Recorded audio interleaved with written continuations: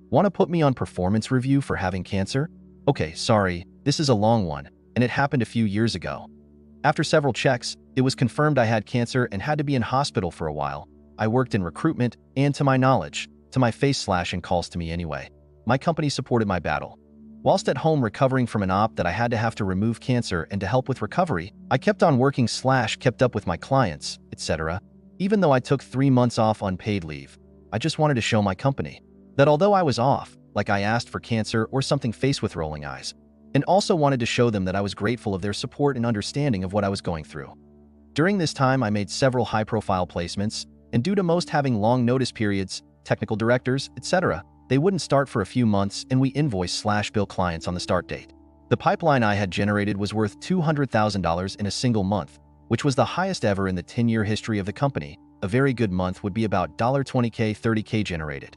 When I came back, I had a meeting with the director, and I was about to thank him for his support, etc., and to excitedly tell him about my pipeline. However, before I could, he said he was happy I was healthy. He had to put me on performance review for missing a critical time in the business and for not hitting my targets. I looked at him and said, as you know, I had cancer and also took the time off unpaid. Director, yes. However, not meeting KPIs while still employed by us means I have to do this to be fair to others in the team. I looked at him shocked, but then did the math in my head and just said, okay. Now it takes about 30 days for payment to hit our accounts. So I bid my time. That week, the first batch of my new placements dropped. I quietly invoiced. The next week, more followed. Third week, our division had our monthly meeting where we each had to share the pipeline for that month. It got to me and I said, I'm currently on $161,000 and have another $40,000 pending. You should have seen his face. His boss was at that meeting also. Most of my team knew what had happened to me and had my back and smirked. We got paid commission monthly, and I knew I had another 5 weeks before these would be paid out. So I just quietly worked, and luckily was also approached by one of my internal clients who wanted me to come work internally for them. I am still with them to this day. As soon as that wedge of commission dropped, I called a meeting with the director. He was all smiles and said, OP, I knew there would be no hard feelings about having to put you on performance review, and we are taking you off it. I see now it was completely unnecessary. I told him thanks, but I was giving him my notice. I said, having gone through the stress of what I had to go through really made me think about what was important at the end of the day. He and his boss did not know about the performance review, to know if true or not, tried to make me stay by offering raises and promotions, etc. I, of course, refused. A couple of people I know are still there, and to this day, my record of highest biller in that company still stands. Edits. I didn't want to make this long, but I did answer some questions in the comments, but thought it would be best to add edit 1. I would never put a candidate there, nor would I ever recommend anyone to work at this agency. Several people did leave after I did. Only around 3 people from when I was there remain, not counting the directors / owners. I guess they have their reasons, money being one. I want to work internally for a big global who my old agency wanted to be the sole external recruitment partner.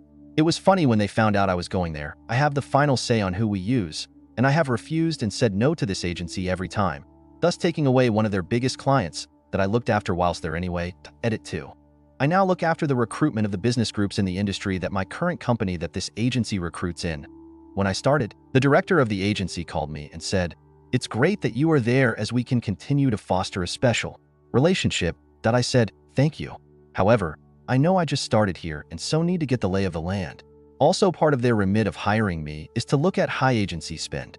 So I guess it makes sense to hire me, haha. When they tried sending me candidates, they were candidates that I and the team had already approached, and so I told them that and that it looks like we are on top of things now. Thanks for their help, but it's no longer needed. Edit 3. When the director found out I started at the new company, he gave me a glowing endorsement on LinkedIn.